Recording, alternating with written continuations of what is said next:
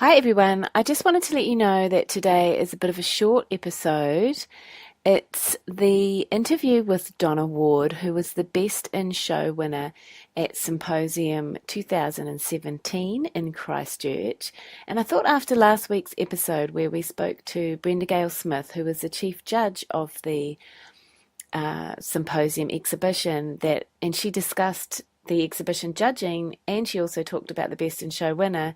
I thought it was really appropriate that we let Donna have her interview without me combining it with any of my other short interviews that I have coming up. So you'll get to hear just how excited Donna was about her win, and she won another award too, which I'll let her tell you all about.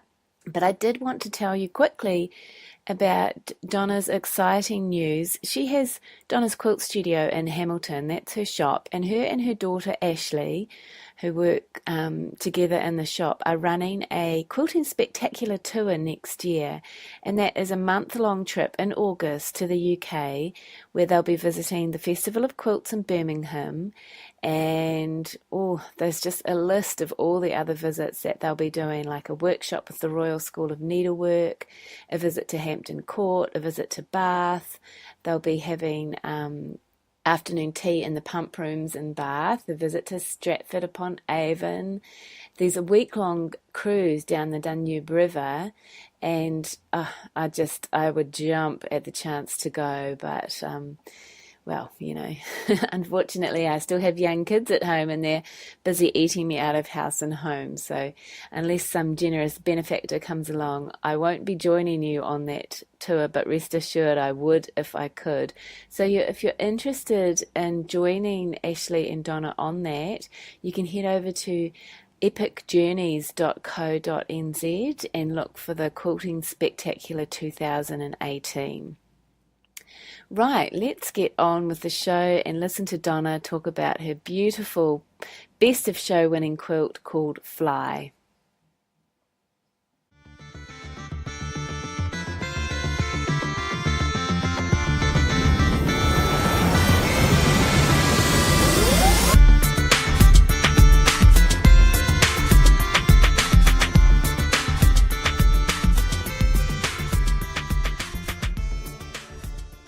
So I managed to get the lovely Donna Ward, Corella, for an interview again. We've spoken before. We have, but the reason I'm speaking to Donna today is because she was the Best in Show winner at Quilt Symposium Christchurch 2017. So congratulations, Donna. Oh, thank you. It's so exciting. I bet.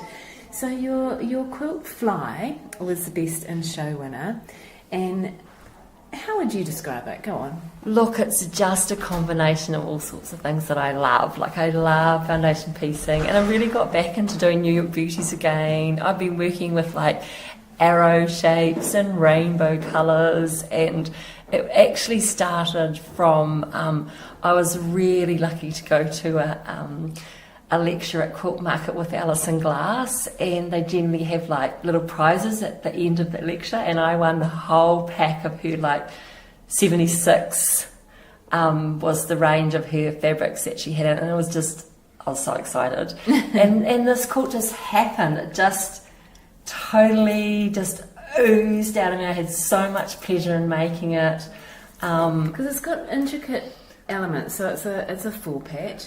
It is. I've got 4 basic big blocks that are made up each of 4 New York beauties and 4 arrow blocks.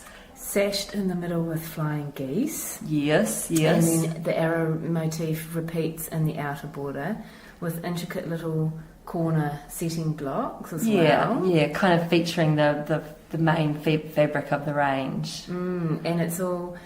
backgrounds are greys, and is that black on the... It is black. Border? It's a Zen sheet black with a little gold cross on it, so it was lovely to work with. Yeah, so where did you start with this? Was it with the New York Beauty blocks? Yeah, it was, and that's how I work. I kind of just started with I had been making a few little mini quilts with combining the arrow blocks and the New York Beauty, and just that's what I started with. I just started with I never know what I'm going to end up with. So I just started with the New York Beauty blocks, added the arrows, and then got the blocks together, and then decided that it would be very cool to make a rainbowy kind of flying geese string in the middle, and then got stuck for a wee while not knowing what I was going to do on the border, and then the arrow thing kind of happened one day, and yeah, it just like was very effortless to put together.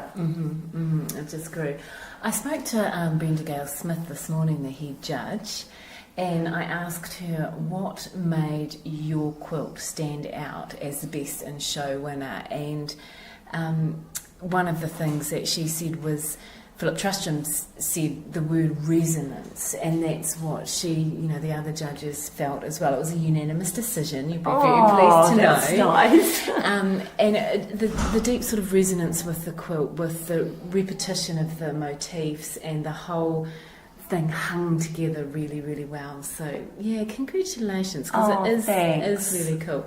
And have you managed to go down to the exhibition and see it hanging? I have. It looks really, because I haven't seen it for a wee while either, because it's been here, so it's really nice to see it actually hanging, and because it is its first outing as such, so very proud, very pleased. Now, you also won another couple of awards. I did. Do you want to tell me what those were? I won a merit in the piecing category for Fly, which was machine foundation piece mostly. And then I won best piecing for my hand-pieced Chasing Rabbits. Chasing Rabbits quilt. So when you got called up to on stage for the award ceremony, you weren't allowed to leave because you won the merit. I know, and I'm thinking in my mind, I completely forgot about the hand-pieced one, and I'm thinking, because I knew I had another quilted piece, and I'm thinking I haven't got anything else. I had completely forgotten. So yeah. And that was another thing that I asked Brenda if she had noticed any particular trends in the quilts that she had seen come through in the jurying process, because of course she got to see 350 or however many there were, and she said hexagons. I know, it's so, and look, that the piece that I've got in the show was the very first thing that I started doing when I got into English paper piecing. Right. So Chasing Rabbits is an English paper pieced hexagon quilt fussy cut. It is. And in shades of turquoise, teal and pinky purple. Yeah. Yeah, you'd agree with that? Yeah.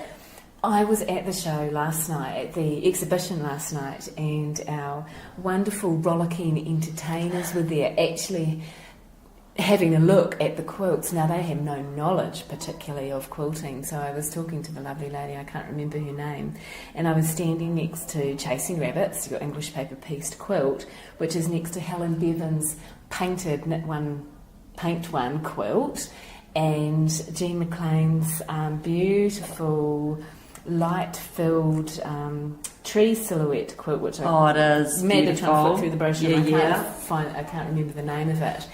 And for her, what was so intriguing, because I explained how each different quilt was made, she was just fascinated with how each one is put together in such a different way, yet they're all hanging there side by side. Yeah, which is, it's a great exhibition for that, I think. There's a good variety of things, and Now, I know this is a really awful question, but I'm going to ask it because everyone always wants to know. How long did it take you to make Chasing Rabbits, and how long did it take you to make Fly? Well, when I made Chasing Rabbits, I was brand new at just getting back into hexagons after many, many years, and I didn't know what I was making, basically. And I would just, as I had time, I'd just make a little flower, fussy cut flower. So that took quite a while. Like, we're talking a year plus to make. Fly, I basically made over the summer. Summer, I have time to make things, and I take myself off to the beach, and that was my summer sewing project. So even though I didn't finish it over the summer, I did the main body of the quilt sort of over the summer months, and then, so all in all, it probably was about maybe 6 to 7 months or so, Yeah. from woe to go. And that's like the quilting and, you know... Because, of course, all the quilts, unless they were in the power of two category, your original design, your original work yourself, and then quilted yourself too. Yeah. So these are quilted by yourself. Yeah. And then also with that, the fly, I did on my little domestic machine, so it was just like a little... something to do at home when I didn't have anything else on. So then it takes sort of longer towards the end when you've got so many other things going on in your life that, you know, you kind of take time out and do a little bit and then get busy with other things. So, yeah. So did you have any inkling when you posted this quilt off that it was a potential prize winner? Never, and I never do. I've never been so successful as a symposium. And to me, it's always the pleasure in the making.